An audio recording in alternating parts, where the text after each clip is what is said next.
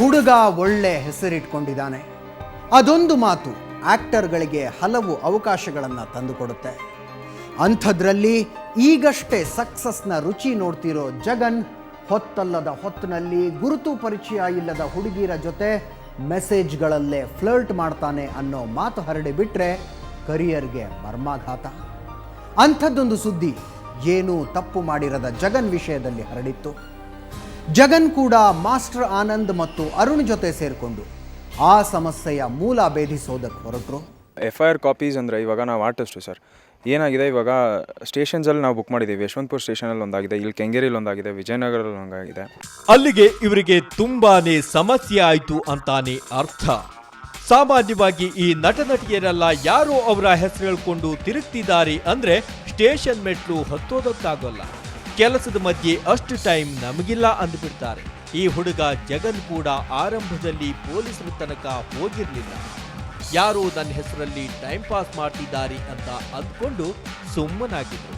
Starting ಮಾಡ್ತಾ ಇದ್ದು ಬರೀ ಫೋನ್ ಮಾಡಿಕೊಂಡು ಫೋನಲ್ಲಿ ಫಸ್ಟು ಇವನು ಆರ್ಟಿಸ್ಟಿಗೆ ಫೋನ್ ಮಾಡೋನು. ಫೋನ್ ಮಾಡಿಬಿಟ್ಟು ನಾನು ಜಗನ್ನಾಥ್ ಅಂತ ಮಾತಾಡಿ ಎಲ್ಲ ಮಾತಾಡೋನು. ಅವ್ರಿಗೂ ನಮಗೂ ಒಂದು ರ್ಯಾಪೋ ಇರುತ್ತೆ. ಅಕ್ಕಪಕ್ಕದ ಸೆಟ್ಟಲ್ಲಿ ಸಿಗ್ತಾ ಇರ್ತಾರೆ, ಮಾತಾಡಿಸ್ತಾ ಇರ್ತಾರೆ, ಅಥವಾ ಎಲ್ಲೋ ಯಾವುದೋ ಶೂಟಲ್ಲಿ ಅಥವಾ ಎಲ್ಲೋ ಒಂದು ಶೋಸಲ್ಲಿ ಮಾತಾಡಿರ್ತೀವಿ, ಮೀಟ್ ಮಾಡಿರ್ತೀವಿ. ಅವರೇನೋ ಅವರು ಮಾತಾಡಿರ್ತಾರೆ ಅಂದ್ಬಿಟ್ಟು ಅವ್ರು ಮಾತಾಡ್ತಾ ಇರ್ತಾರೆ. ಆತ ಒಳ್ಳೆ ರೀತಿಯಲ್ಲಿ ಮಾತಾಡ್ಕೊಂಡಿದ್ದಿದ್ರೆ ತಲೆ ಕೆಡಿಸ್ಕೊಳ್ಳೋ ಪ್ರಮೇಯನೇ ಇರಲಿಲ್ಲ. ಆದ್ರೆ ಆತನಿಂದಾಗಿ ಇಂಡಸ್ಟ್ರಿಯಲ್ಲಿ ಜಗನ್ ಹೆಸರು ಹಾಳಾಗತೊಡಗಿತ್ತು. ಆ ಹುಡುಗ ದೊಡ್ಡ ಫ್ಲರ್ಟ್ ಅಂತ ಕೋ ಆರ್ಟಿಸ್ಟ್ಗಳು ಮಾತಾಡತೊಡಗಿದ್ರು.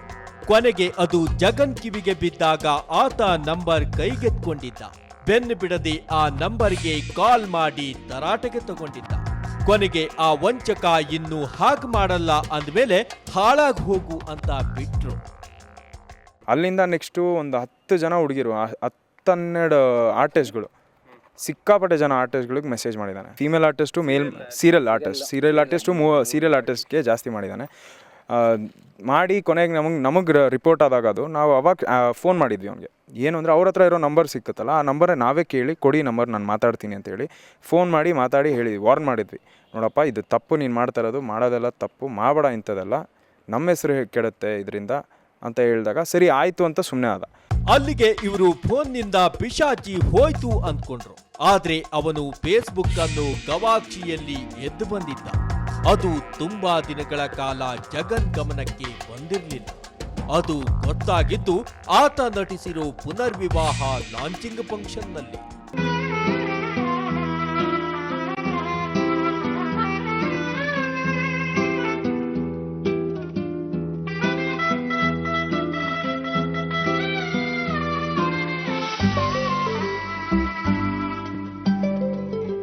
ಯಾವಾಗ ಈತ ನಾಯಕ ನಟನಾಗಿ ನಟಿಸಿರೋ ಪುನರ್ವಿವಾಹ ಸೀರಿಯಲ್ನ ಲಾಂಚಿಂಗ್ ಫಂಕ್ಷನ್ ಮೈಸೂರಲ್ಲಿ ನಡೀತೋ ಅವತ್ತೇ ಜಗನ್ಗೆ ಮತ್ತೊಂದು ಶಾಕ್ ಕಾದಿತ್ತು. ಆ ಫಂಕ್ಷನ್ನ ಫೋಟೋಗಳು, ವಿಡಿಯೋಗಳೆಲ್ಲ ನಿರ್ದೇಶಕಿ ಶ್ರುತಿ ನಾಯ್ಡು ಕೈಗೆ ಇನ್ನೂ ಬಂದಿರಲಿಲ್ಲ.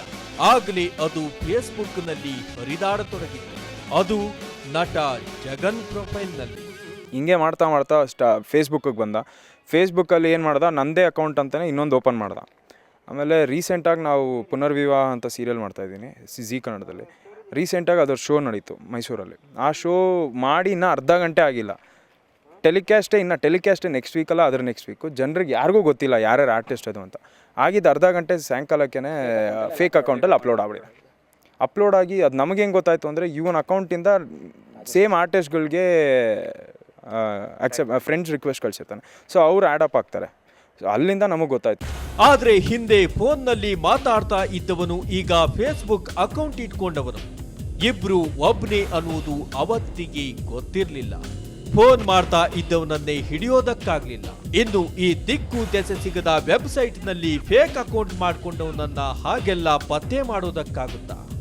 ಆಗ ಜಗನ್ ಫೇಸ್ಬುಕ್ನ ತನ್ನ ಒರಿಜಿನಲ್ ಐಡಿಯಲ್ಲಿ ಈ ರೀತಿ ಫೇಕ್ ಅಕೌಂಟ್ ಮಾಡಿದ ಬಗ್ಗೆ ಹೇಳಿಕೊಂಡು ಯಾರು ಮೋಸ ಹೋಗಬೇಡಿ ಅಂತ ಹೇಳಿದ್ದ. ಆದ್ರೆ ಅದರಿಂದ ಸಮಸ್ಯೆ ಬಗೆಹರಿದಿಲ್ಲ. ಇವನ ಫೇಸ್ಬುಕ್ನ ಫೇಕ್ ಅಕೌಂಟ್ ಅನ್ನೇ ನಂಬಿಕೊಂಡಿರೋ ಸಾಕಷ್ಟು ಜನರಿಗೆ ಈತನ ಒರಿಜಿನಲ್ ಅಕೌಂಟ್ ಬಗ್ಗೆ ಗೊತ್ತಿರಲಿಲ್ಲ. ಅಲ್ಲದೆ ಫೇಕ್ ಅಕೌಂಟ್ ನಿಂದಾನೇ ಕಾಂಟ್ಯಾಕ್ಟ್ ಆಗಿ ನಂಬರ್ ತಗೊಂಡು ಮಾತಾಡ್ತಾ ಇರೋ ಅಭಿಮಾನಿಗಳು ಸಾಕಷ್ಟು ಜನ ಆಲ್ರೆಡಿ ಇದ್ಬಿಟ್ಟಿದ್ದಾರೆ. ಅವರೆಲ್ಲ ಮೋಸ ಹೋಗ್ತಿದ್ದಾರೆ. ಹಾಗೆ ಬಿಟ್ರೆ ಜಗನ್ನ ಕುತ್ತಿಗೆಗೆ ಬರುತ್ತೆ ಅನ್ನೋ ಥರದ ಒಂದು ಸಿಚುವೇಶನ್ ಕ್ರಿಯೇಟ್ ಆಗ್ಬಿಡ್ತು. ಅದು ಈ ಹುಡುಗ ತತ್ತರಿಸೋ ಹಾಗೆ ಮಾಡಿತು. ಶೂಟಿಂಗ್ನ ಬ್ಯುಸಿ ಶೆಡ್ಯೂಲ್ಗಳ ಮಧ್ಯೆ ಇದೆಂಥ ತಲೆಬಿಸಿ ನೋಡಿ. ಅದಕ್ಕೆ ಹೇಳಿದ್ದು, ಅದೃಷ್ಟ ಇದ್ದರೆ ರಾತ್ರೋರಾತ್ರಿ ಸೆಲೆಬ್ರಿಟಿಗಳಾಗಿಬಿಡಬಹುದು, ಆದರೆ ಜನರ ಅಭಿಮಾನ ಉಳಿಸ್ಕೊಳ್ಳೋದು ಈಸಿ ಅಲ್ಲ. ಅದರಲ್ಲೂ ಇಂಥ ಒಬ್ಬರು ಹೆಸರು ಕೆಡಿಸೋದಕ್ಕೆ ಅಂತ ನಿಂತು ಬಿಟ್ಟರೆ ಏನೆಲ್ಲ ಸಮಸ್ಯೆಗಳ ಬರುತ್ತೋ ಹೇಳೋದಕ್ಕಾಗಲ್ಲ. ಇವತ್ತು ಈ ಹುಡುಗ ವಂಚಕನನ್ನು ಹಿಡಿಲೇಬೇಕು ಅಂತ ಪಟ್ಟು ಹಿಡಿದು ನಿಲ್ಲೋ ಥರ ಆಗಿದ್ದು ಕೂಡ ಅದೊಂದು ಆಘಾತಕಾರಿ ಸಿಚುವೇಶನ್ನು. ಅದರ ಬಗ್ಗೆ ಸ್ವತಃ ಜಗನ್ ವಿವರಿಸ್ತಾರೆ ಒಂದು ಸಣ್ಣ ಬ್ರೇಕ್ನ ನಂತರ.